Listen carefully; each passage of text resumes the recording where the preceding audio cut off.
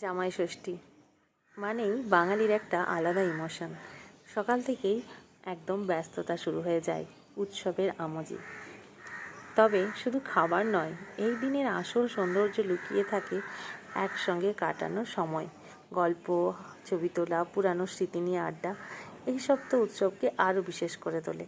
যদিও সময় বদলেছে, অনেক নিয়মকানুনও বদলেছে, কিন্তু জামাই ষষ্ঠীর ভালোবাসা, আন্তরিকতা আর পারিবারিক বন্ধনের মূল্য আজও একটুও কমেনি। এই উৎসব আমাদের মনে করিয়ে দেয় সম্পর্ককে সুন্দর রাখতে শুধু বড় বড় উপহার নয়, দরকার একটু সময়, একটু যত্ন আর অনেকটা ভালোবাসা।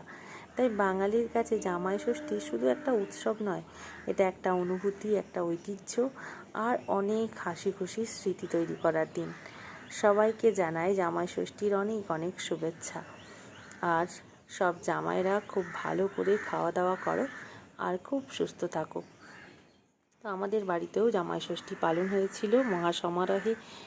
শেষে আইসক্রিম না হলে মনে হচ্ছিল দিনটা যেন শেষ হবে না। সব কিছু নিয়ে খুব ভালো সময় কাটালাম।